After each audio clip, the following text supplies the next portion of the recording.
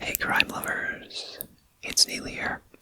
Welcome back to Whispered Facts ASMR and to another true crime episode.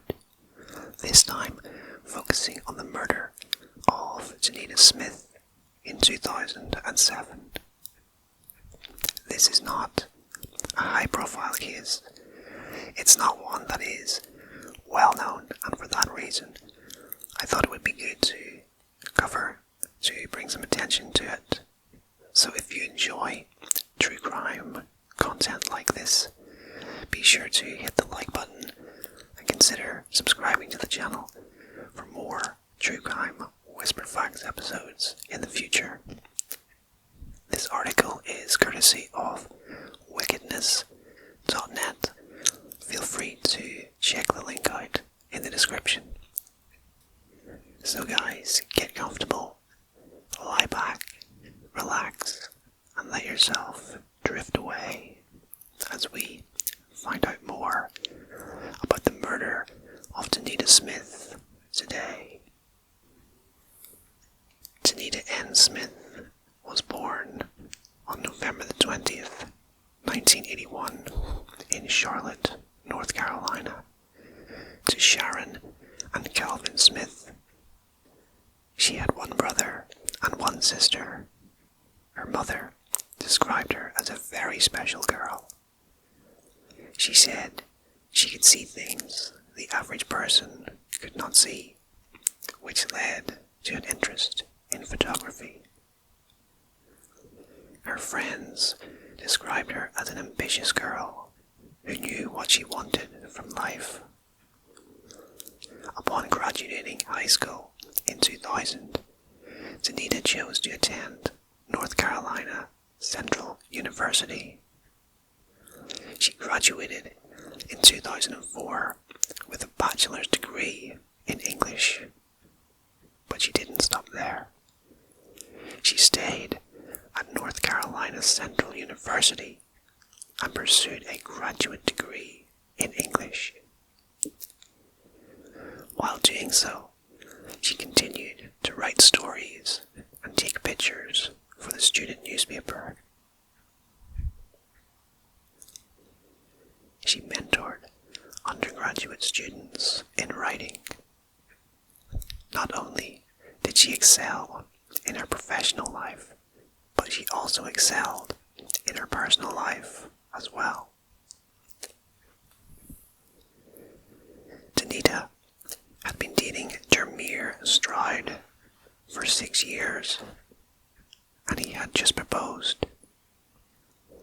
Jermier also attended North Carolina Central University, where they met in 2000. He was a businessman, and after graduating, he became a police officer in Greensboro, around a 45-minute car ride away. But Denita and Jermier still saw each other frequently. On January the 4th, 2007, Denita started her busy day, but it did not last long. At about 8:15 a.m. that morning, a call came into the Durham Police Department. The maintenance man called the police department, saying he had heard gunshots. He saw a young lady hurrying away who seemed extremely distraught. He said she got in her car and drove away. After the call, the police showed up, but didn't see anything, so they left the area without making a report. Another student named Corey Smith called into the Durham Police Department. The caller says that a woman is lying down at the bottom of the steps. She appears to have fallen and is unconscious. The woman was Denita Smith.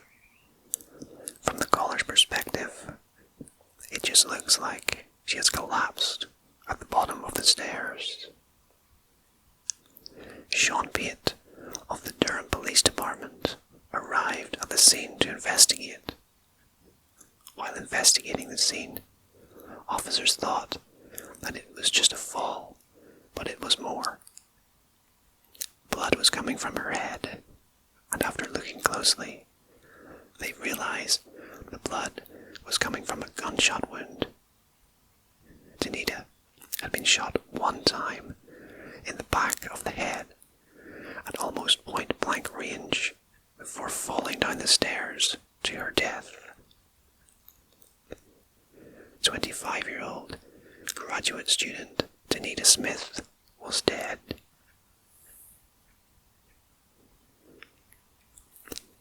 At the time of Denita's death, Jermir and Denita were engaged, but Jermir had been unfaithful. In 2004, while dating Denita, Jermir had met a young lady named Shannon Crawley. Shannon Crawley and Jermir had a few things in common. One of these was that they both lived in Greensboro. They were just friends at first when they met, but that quickly turned into much more. Due to both living in Greensboro, it was easy for Jermir and Shannon to see each other more frequently than Jermir to see Denita. The more time they spent together, the more Shannon fell in love with Jermir. Shannon ended up pregnant with Jermir's baby while he was dating Denita. Shannon did not go through with having the baby. She ended up opting to have an abortion.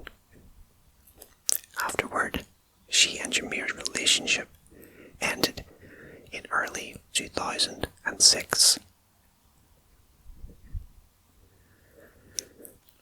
Denita had no idea about Shannon, but Shannon knew about Denita.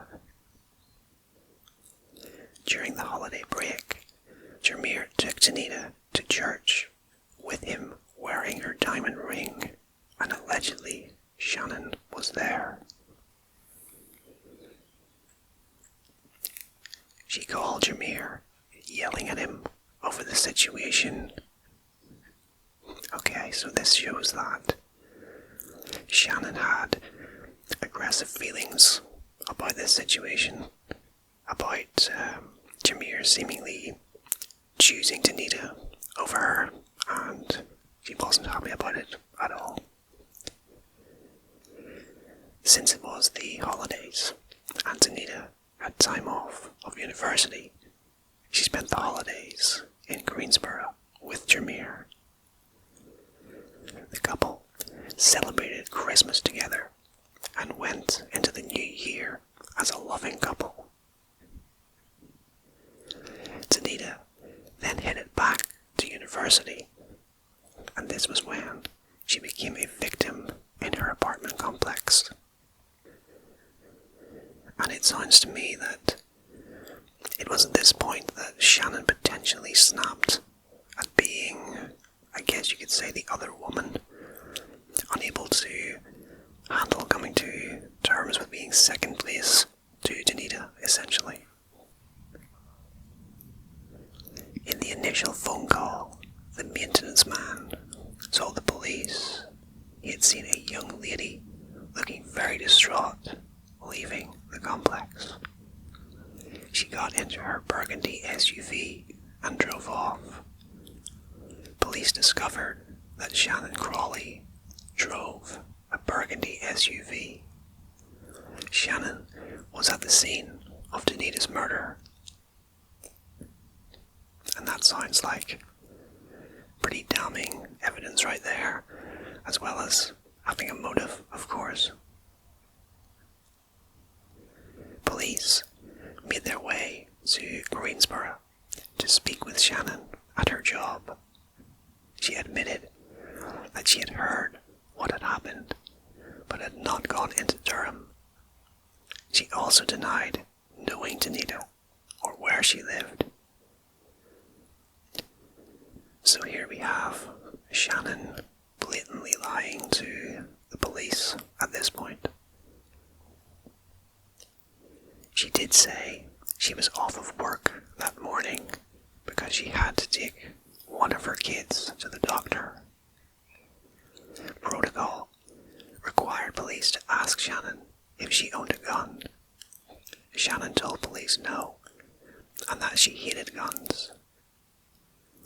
At that moment, with no reason to suspect Shannon, police left and continued with their investigation. More investigation revealed Shannon and Jameer's relationship. It also led to a search warrant for Shannon's burgundy SUV. In Shannon's SUV, police found gunshot residue on the steering wheel. Shannon's cell phone was also located off Towers at the crime scene at the time of the murder. So she was in Durham County.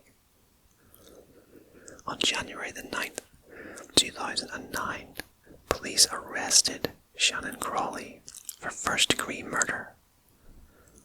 In her mugshots, Shannon was smiling. Wow, that is the most shocking fact so far, I think, to smile in a mugshot. That to me says that she was proud of what she had done, and in no way would an innocent person smile in their mugshots. 4 months after her arrest, Shannon stated that Jermaine Stroud was responsible.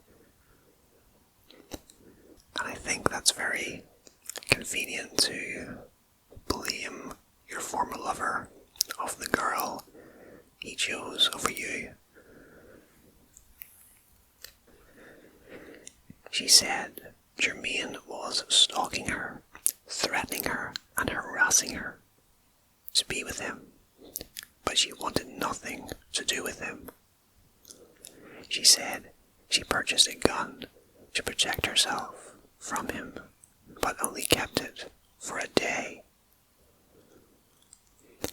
I mean, if this was true and he really was harassing her, I think there would be some evidence of that. The day before the murder, she claimed that Jameer made her ride to Denita's house in Durham with him to see where she stayed and stake out the place. She said she didn't want to go, but he threatened her and her kid's life. She said he fled after the gunshots and got into the back of the burgundy SUV, but the maintenance man didn't report seeing a man, just a young woman. She said she could get him to confess. So she brought a tape recorder and started recording conversations with him.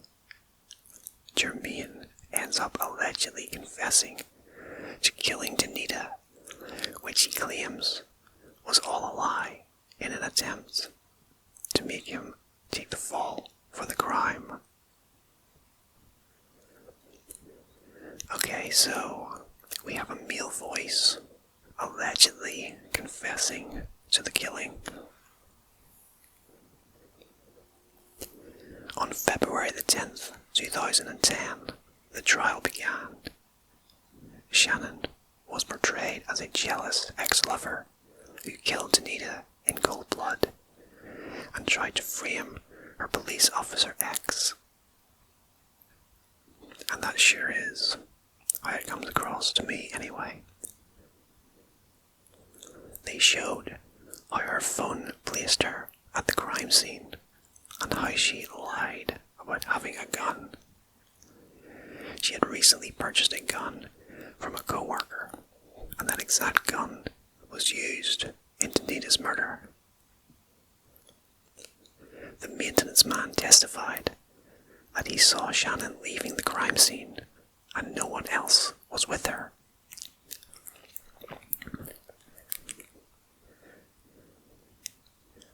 The audio tapes that Shannon had were quickly dismissed. The prosecutor said that it was not Jermaine's voice on the audio tapes. The voice was too high. They heard Jameer testify, and his voice was much deeper. Okay, so we have an explanation about the male voice confessing, and they did not match.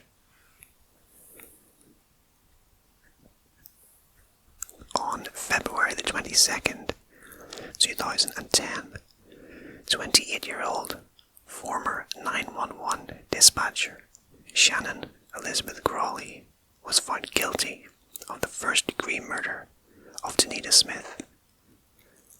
Shannon was sentenced to life in prison without the possibility of parole. After the jury read their verdict, Smith's mother said, "Someday I may forgive you, but right now I don't. And I hope you rot in hell. You're vile. You don't deserve to be a mother." Meanwhile, Shannon Crawley's father, Keith Crawley, said that he would continue to try to prove that Jermaine Stroud was the one who committed the crime. So guys, that completes this true crime episode on the murder of Denita Smith. I find it interesting how the father of Shannon Crawley maintains her innocence, even though all of the evidence proves to her being guilty of the murder. It's obviously a natural instinct for a parent to want to protect their child and to refuse to believe that they are capable of murder, but there's no doubt in my mind that Shannon Crawley is guilty. Of course, you can never be 100% sure, but I believe she is. It was a murder committed out of jealousy that Jameer had chosen Denita over Shannon, and she couldn't handle it.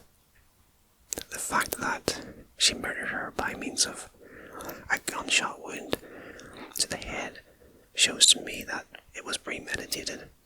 She went there to the apartment with the intention of killing Denita Smith, a young woman whose life was cut short in tragic circumstances.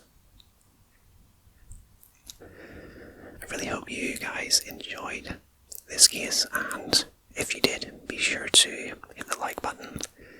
Consider subscribing to the channel for more content like this.